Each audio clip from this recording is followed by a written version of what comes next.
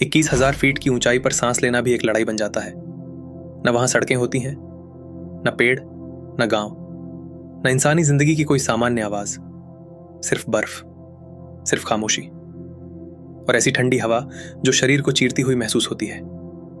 यह है सियाचिन, दुनिया के सबसे कठिन युद्ध क्षेत्रों में से एक ऐसी जगह जहां सैनिक की जान लेने के लिए हमेशा गोली की जरूरत नहीं पड़ती। कभी ठंड ही काफी होती है, कभी ऑक्सीजन की कमी ही काफी होती है, और कभी बर्फ पर रखा गया एक गलत कदम जिंदगी का आखिरी कदम बन सकता है। लेकिन जून 1987 में सियाचिन में लड़ाई सिर्फ प्रकृति से नहीं थी। लड़ाई एक ऐसी चौकी के लिए थी जो ग्लेशियर के ऊपर खतरनाक ऊंचाई पर मौजूद थी। उस चौकी का नाम था कायद पोस्ट। ये पोस्ट पाकिस्तानी सैनिकों के कब्जे में थी और इस ऊंचाई से वे नीचे भारतीय सैनिकों की गतिविधियों पर नजर रख सकते थे। भारतीय सेना के लिए यह सिर्फ नक्शे पर बनी एक जगह नहीं थी, ये एक खतरा था। जब तक कायद पोस्ट दुश्मन के कब्जे में रहती, नीचे मौजूद भारतीय सैनिक लगातार खतरे में रहते। दुश्मन के पास ऊंचाई थी, दुश्मन के पास साफ नजर थी, और पहाड़ों में ऊंचाई कई बार जिंदगी और मौत का फैसला कर देती है। इसीलिए मिशन साफ था, कायद पोस्ट को कब्जे में लेना ही होगा। लेकिन एक बड़ी समस्या थी, वहां तक पहुंचना लगभग असंभव दिखता था। यह पोस्ट किसी जमी हुई किले की तरह खड़ी थी। उसके चारों ओर बर्फ की दीवारें थीं, ऊपर दुश्मन था, नीचे खतरनाक ग्लेशियर था, और बीच में थी मौत जैसी ठंड। यह कोई सामान्य हमला नहीं था जहां सैनिक खुले मैदान में आगे बढ़कर हमला कर सकते थे। यहां सैनिकों को लगभग 457 मीटर ऊंची बर्फ की दीवार चढ़नी थी, वह भी सियाचिन की भयानक ठंड में, कम ऑक्सीजन में, लगभग शून्य दृश्यता में, और ऐसे दुश्मन के सामने जो ऊपर से हर हरकत पर नजर रख सकता था। इस मिशन से पहले भी भारतीय सैनिकों ने रास्ता खोजने की कोशिश की थी। 8 Jammu and Kashmir light infantry के सेकंड लेफ्टिनेंट राजीव पांडे और उनकी टीम ने इस पोस्ट तक पहुंचने का रास्ता पहचानने की कोशिश की। यह काम बेहद खतरनाक था। उन्हें ग्लेशियर पार करना था, बर्फ की दीवार के पास पहुंचना था और हमला करने वाली टीम के लिए रास्ता तैयार करना था। लेकिन दुश्मन ने उन्हें देख लिया, गोलीबारी हुई, और इस कोशिश में सेकंड लेफ्टिनेंट राजीव पांडे सहित कई भारतीय सैनिकों ने अपने प्राण न्यौछावर कर दिए। उनका बलिदान व्यर्थ नहीं गया, मिशन रुका नहीं, बल्कि अब यह मिशन और भी पवित्र हो गया। इस ऑपरेशन का नाम रखा गया ऑपरेशन राजीव। अब जिम्मेदारी एक और टीम पर थी, एक ऐसी टीम जिसे उस चौकी तक पहुंचना था जहां तक पहुंचना लगभग असंभव माना जा रहा था।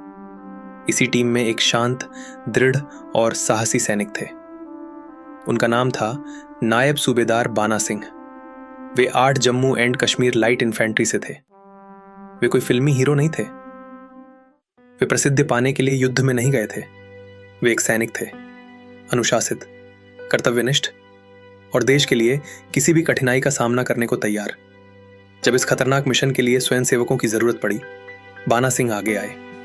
उन्हें पता था कि उनके सामने क्या है, जानलेवा ठंड, बर्फ की दीवार, कम ऑक्सीजन, ऊपर बैठा दुश्मन, और यह संभावना कि शायद वे वापस न लौटें। लेकिन साहस का मतलब डर का न होना नहीं होता। साहस का मतलब है डर के बावजूद आगे बढ़ना। बाना सिंह और उनके साथियों ने चढ़ाई शुरू की। चारों ओर सफेद अंधेरा था, बर्फीला तूफान चल रहा था, हवा इतनी तेज थी कि चेहरा सुन्न पड़ जाए, बर्फ इतनी खतरनाक थी कि हर कदम सोच समझ कर रखना पड़ता था। सियाचिन में इंसान का शरीर वैसे काम नहीं करता जैसे सामान्य जमीन पर करता है। कुछ कदम चलना भी लंबी यात्रा जैसा महसूस होता है।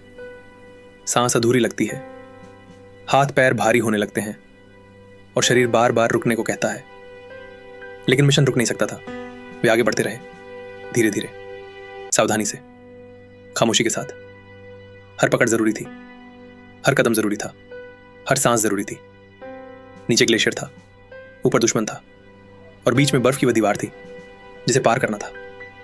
वहां घबराने की कोई जगह नहीं थी, शोर करने की कोई जगह नहीं थी, गलती करने की कोई गुंजाइश नहीं थी। सिर्फ अनुशासन था, सिर्फ प्रशिक्षण था और अपने साथियों पर भरोसा था। मौसम बेहद खराब था, लेकिन उसी खराब मौसम ने उन्हें एक छोटा सा फायदा भी दिया। बर्फीले तूफान ने उनकी हरकतों को छिपा लिया। अगर मौसम साफ होता तो दुश्मन उन्हें पहले ही देख सकता था, लेकिन सियाचिन की सफेद अंधेरी आंधी ने उन्हें एक तरह का आवरण दे दिया। बाना सिंह और उनके साथी उसी तूफान का फायदा उठाते हुए आगे बढ़े। वे चढ़ते गए, कदम दर कदम, सांस दर सांस, हिम्मत दर हिम्मत। ये सिर्फ शरीर की परीक्षा नहीं थी, ये इच्छा शक्ति की परीक्षा थी। ऐसी ऊंचाई पर मन भी सवाल पूछने लगता है, क्या हम पहुंच पाएंगे? क्या शरीर साथ देगा? क्या दुश्मन हमें देख लेगा? क्या बर्फ टूट जाएगी? क्या हम समय पर पहुंच पाएंगे? लेकिन एक सैनिक के पास हर सवाल का जवाब सोचने का समय नहीं होता। मिशन सामने होता है और वो आगे बढ़ता है। बाना सिंह भी आगे बढ़ते रहे। अंततः वे और उनकी छोटी टीम दुश्मन की चौकी के करीब पहुंच गए। जिस पोस्ट तक पहुंचना असंभव माना जा रहा था, वह अब उनके सामने थी। लेकिन वहां तक पहुंचना सिर्फ आधी जीत थी। अब उसे कब्जे में लेना था। अब असली हमला शुरू होना था। उस ऊंचाई पर एक पल की हिचक भी जान ले सकती थी। बाना सिंह और उनके साथी दुश्मन के बंकर की ओर बढ़े। सियाचिन की खामोशी टूटने वाली थी। उन्होंने बंकर पर ग्रेनेड फेंके। बर्फ से ढकी हुई चौकी अचानक युद्ध के शोर से गूंज उठी। धमाके हुए और फिर शुरू हुई नजदीकी लड़ाई। अब कोई दूरी नहीं थी, कोई सुरक्षित जगह नहीं थी, कोई आराम नहीं था। सिर्फ सैनिक थे, बर्फ थी और सामने दुश्मन था। बाना सिंह और उनके साथियों ने बेयनेट के साथ चार्ज किया। सोचिए, जिस जगह सामान्य इंसान ठीक से खड़ा भी नहीं रह सकता, वहां भारतीय सैनिक लड़ रहे थे। उस ऊंचाई पर, उस ठंड में, उस बर्फ में, उस खतरे के बीच। लेकिन वे रुके नहीं।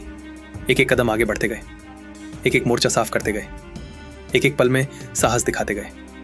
दुश्मन की वह पोस्ट जिसे लगभग असंभव माना जा रहा था, अब गिरने लगी।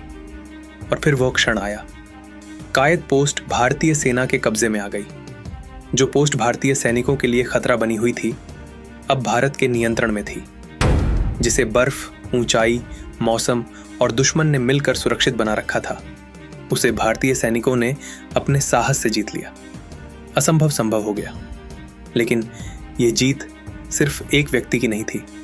ये उन सभी सैनिकों की जीत थी जिन्होंने रास्ता खोजा। ये उन सैनिकों की जीत थी जिन्होंने बर्फ में चढ़ाई की। ये उन सैनिकों की जीत थी जिन्होंने ठंड और मौत के डर को हराया। ये उन सैनिकों की जीत थी जिन्होंने इस मिशन से पहले अपने प्राण न्यौछावर किए। और ये उन सैनिकों की जीत थी जिन्होंने मिशन को अधूरा नहीं छोड़ा।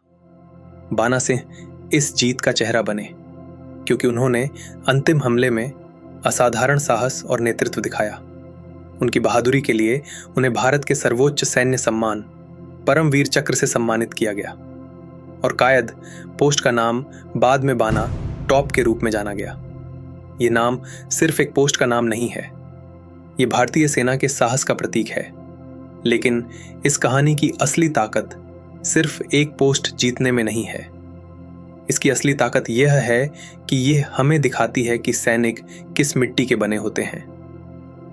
युद्ध को अक्सर फिल्मों में तेज आवाजों, बड़े धमाकों और नाटकीय दृश्यों के साथ दिखाया जाता है, लेकिन असली युद्ध कई बार खामोशी में लड़ा जाता है।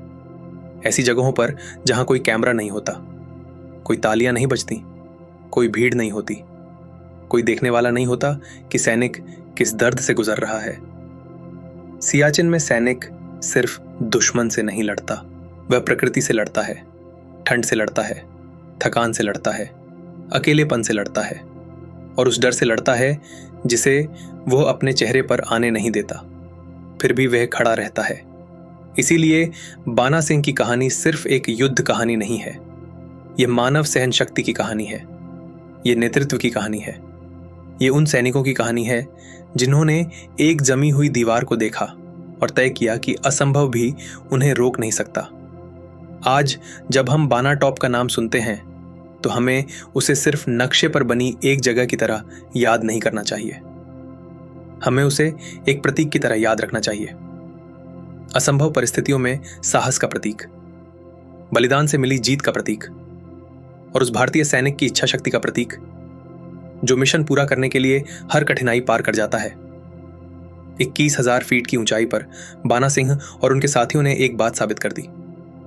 दुश्मन ऊंचाई पर हो सकता है, मौसम जानलेवा हो सकता है, पहाड़ रास्ता रोक सकता है और मिशन असंभव लग सकता है, लेकिन जब साहस, प्रशिक्षण और कर्तव्य एक साथ खड़े हो जाते हैं तो असंभव भी झुक जाता है।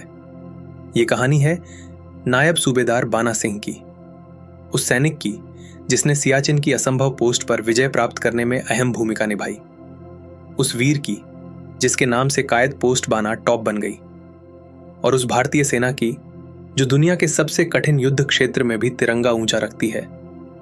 कुछ जीतें इतिहास की किताबों में लिखी जाती हैं, कुछ नक्शों पर दर्ज होती हैं, लेकिन कुछ जीतें बर्फ, बलिदान और स्मृति में हमेशा के लिए अंकित हो जाती हैं। बाना टॉप ऐसी ही एक जीत है।